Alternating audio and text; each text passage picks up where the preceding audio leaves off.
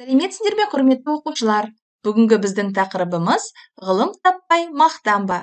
Бүгінгі сабақта сіздер әдеби шығармада көтерілген әлеуметтік қоғамдық мәселені идеясы арқылы түсінесіздер, эпикалық поэзиялық шығармалардағы автор бейнесін анықтайсыздар. Ендеше берілген сұрақтарға жауап берсеңіздер. Жамандық көрсең нәфрәтлі суытып көңіл тыйсаңыз деген өлең жолдарында не туралы айтылған? Немесе дүние дөзі мал дөзі ғылымға көңіл берсеңіз деген ой нені білдіреді? Автордың түйінді ойы қандай? Осы берілген сұрақтардың біріне жауап берсеңіздер. Алайда жауаптарыңыз Попс формуласына негізделу керек. Попс формуласы төменде көрсетілген. Біздің ойымызша, келесі сөйлемі себебі, үшінші сөйлемі мысалы, қорытынды сөйлемі сондықтан деген сөздерден басталуы шарт. Сіздерге бағыт-бағдар беру үшін бір сұраққа өзім жауап берсем, автордың түйінді ойы қандай? Менің ойымша, ғылым таппай мақтанба өлеңінде автор оқырмандарын білімге, ғылымға шақырады. Себебі ғылымның алмайтын қамалы жоқ. Мысалы, көйлек алдым деп мақтанғанша, мал жидым деп кеуде кергенше, ғылыми жаңалық аштым деп бөркін аспанға лақтырып қуанғанға не жетсін? Сондықтан ғылымға жақын болайық. Енді сіздер өз нұсқаларыңызды ұсынып көріңіздер. Келесіде мына бір бейне баянға назар аударсаңыздар. Ғылым таппай мақтан өлеңінде ғылымның қоғам мен адам өміріндегі мәнін, дүние дөзі, мал дөзі дей отырып, оған жетудің жолдарын ұсынады.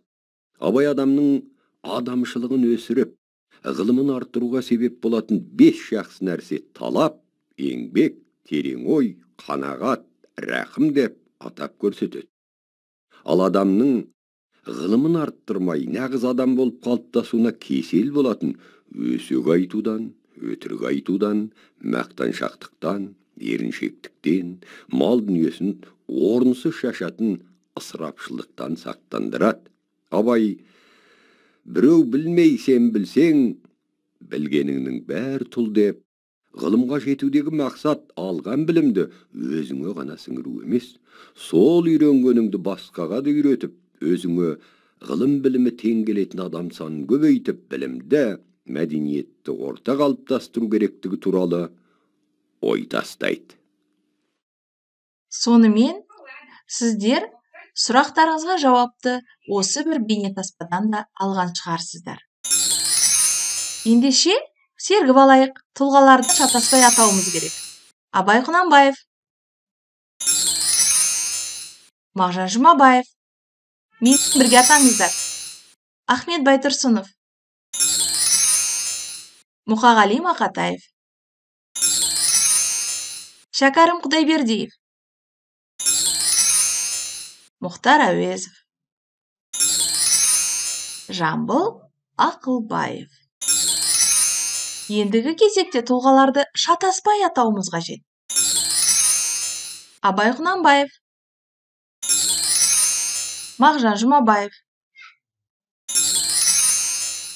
Ахмет Байтұрсынов, Мұқағали Мақатаев, Шәкәрім Құдайбердиев, Мұхтар Әуезов, Жамбыл Ақылбаев. Рахмет, қолдарыңыздан келді деген ойдамын, қызықты болған шығар. Келесі тапсырмаға назар аударайық. Балықтың сызбасы берілген. Балықтың басына өлеңнің идеясын, үстіңгі сүйектеріне өлеңде көтерілген мәселелерді, астыңғы сүйектеріне ақын ұсынған шешу жолдарын, құйрығына мәселенің шешімін жазамыз. Бағыттайын. Балықтың басына өлеңнің идеясы мысалы, ғылым таппай мақтанба өлеңінде Абай шәкірттерін ғылымға шақырады, білімге шақырады. Енді үстіңгі сүйегіне не жазамыз? Өлеңде көтерілген мәселе қандай мәселе? Еріншектік, жалқаулық, мал шашу мәселесі, ал астыңғы сүйектеріне оны шешу жолдары еңбекқорлық, жауапкершілік, білім, ғылым, иә. Ал мәселенің шешімі әркім тым құрғанда айына бір рет, болмаса аптасына бір рет өзіне несиеп алып отыратын болса, нұр үстіне нұр болар еді. Өзіндік ізденіс тапсырмасы. Ондай болмақ қайда деп айтпа ғылым сүйсеңіз. Үйде ой толғау жазып келіңіздер. Рахмет.